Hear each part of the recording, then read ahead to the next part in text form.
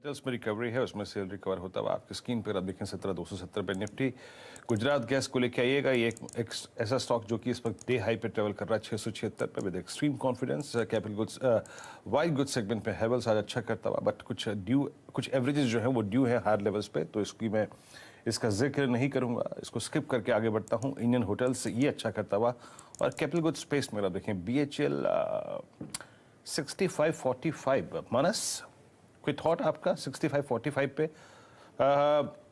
इसने एक base create किया है 63 रुपए से लेकर 64 रुपए 20 पैसे के बीच में, और मेजर एवरेजेस इसी 2 रुपए के अंतराल में आते हैं। आपका टेक BHL पर, स्पेशली अगर कोई लॉन्ग होल्ड कर रहा है उसके लिए, और अगर कोई फ्रेश लॉन्ग की गुंजाइश हो तो भी उसके लिए। देखिए, इसमें कोई शक नहीं कि स्टॉक में लोअर साइड पे आप सपोर्ट बनने लगा है, 63 रुपीस के आसपास सपोर्ट दिखने लगा है। अगर आप 20 डे मूविंग एवरेज देखेंगे तो वो ऊपर की तरफ टर्न होने लगा है। मेरा समझना है कि अगर एक बार ये 66 के ऊपर निकल जाएगा तब तो आपको 74 तक के भी भाव देखने को मिल सकते हैं। तो पॉजिटिव चार्ट्स हैं, लेकिन इंतजार करिए ब्रेकआउट का। 66 रुपए के ऊपर फ्रेश खरीदारी करनी है। हालांकि अगर आपके पास लॉन्ग पोजीशन ऑलरेडी बनी हुई है तो 63 के स्टॉप लॉस पे बने रहना चाहिए BHL में। ये आपके सामने BHEL पर राय आती हुई दिख रही है। डायरेक्टर साहब लेके आइए TCS और लेके आइए स्क्रीन पर आपके सामने Siemens। ये दोनों काउंटर्स स्लिप करते हुए दिख रहे हैं अपने इंट्राडे हाई से, और मामूली सा लाल निशान आप 3590 पर TCS पर देख रहे हैं। वीरेंद्र जी, कोटक बैंक यहाँ पर नज़र डलवाते हैं। वो इसलिए क्योंकि एक तो बैंक पॉजिटिव है, निफ्टी बैंक, और आप कोटक बैंक में कल जो वॉल्यूम देख रहे थे उसमें काफ़ी मूव था। कल लगभग समझिए 1400 करोड़ रुपए का ट्रांजैक्शन हुआ, और अब 1854। वैसे तो राय मेरी नहीं है कि यहाँ पर एक कॉल डिस्कस की जाए, लेकिन हरे निशान में है और बाजार में फिलहाल मायूसी। मानस जायसवाल साहब को जोड़ते हैं। मानस जी, क्या ये डेड कैट बाउंस है?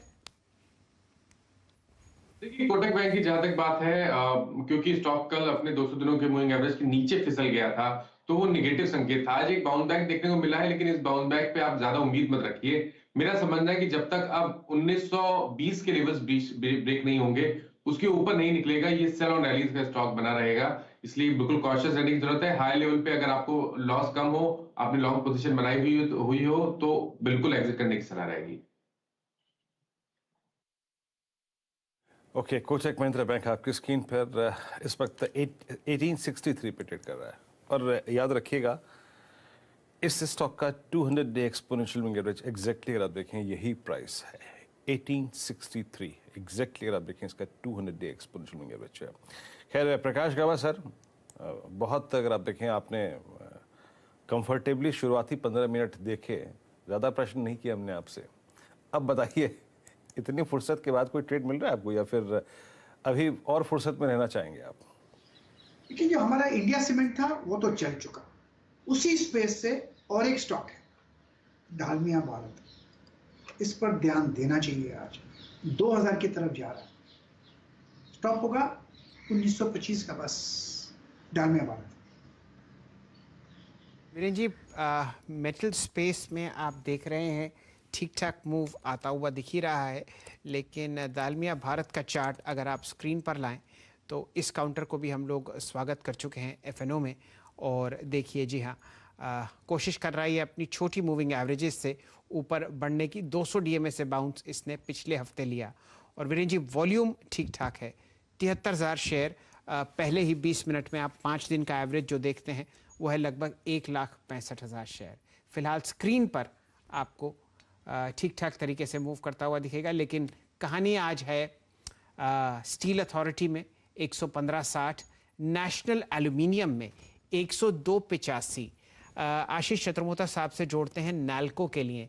आशीष जी, ये काउंटर आपको अब कंसंट्रेट करता हुआ दिख रहा है 100 के ऊपर, और यहाँ पर अच्छा कंसोलिडेशन, चार्ट अच्छा है। बताइए क्या लगता है मेटल्स में?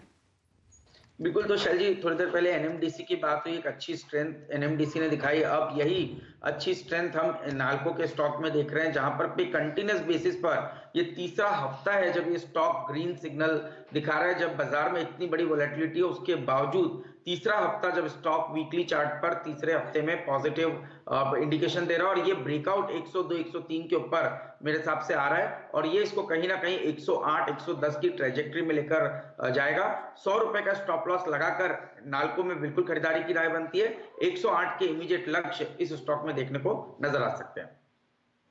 सिंह बात आप डायरेक्टर साहब ले आइए निफ्टी का मेटल्स इंडेक्स। हम लोगों ने आधे प्रतिशत की तेजी यहाँ पर भांपी थी सुबह ही, अभी भी उतना ही ट्रेड कर रहा है, लेकिन अब यहाँ पर एडवांस डिक्लाइन रेशियो आप देखेंगे तो 15 में से 12 शेयर फिलहाल आपको हरे निशान में ट्रेड करते हुए दिखेंगे और इस तेजी को मुस्तैदी से खेलता हुआ दिखेगा स्टील अथॉरिटी, अब 116.30। वीरेंद्र जी। जी हाँ, वाकई अगर आप देखिए सेल अच्छा करता हुआ। जरा मैं आपको एक बार ओआई के लिहाज से दिखाता हूँ कि एग्जैक्टली मेटल्स में हो क्या रहा है आज। मेटल्स में आज 0.5% ओवरऑल ओआई एडिशन हुआ है और मेटल्स सारे के सारे ग्रीन में हैं।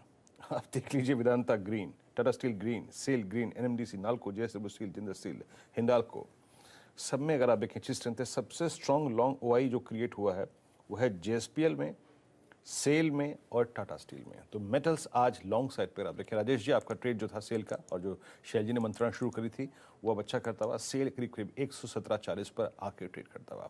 तो सिर्फ मेटल्स में अगर आप देखें सेक्टोरियल आधार पर एक अच्छा लॉन्ग नज़र आ रहा है। बैंकिंग को देखते हैं, बैंकिंग में बहुत अगर आप देखें अच्छी अगर आप देखें बाइंग नहीं है, मात्र कोटक महिंद्रा बैंक और एक एक्सिस बैंक में थोड़े बहुत अगर आप देखें तो जो रिस्की ट्रेडर्स हैं वो एक लॉन्ग करने की पॉसिबिलिटी तलाशते हुए एक्सिस बैंक का ओआई जो करीब करीब 1% बढ़ा है और कोटक महिंद्रा बैंक जिसका जिक्र विशाल जी करते करीब 1.5% ओआई बढ़ा है। लेकिन एनबीएफसीज जो है ना स्क्रीन पे जनाब वो थोड़ा सा तंग नजर आ रही हैं। Let's bring Shriram transport finance. यहाँ पर एक ट्रेड है, कितनी पॉसिबिलिटी है उसकी?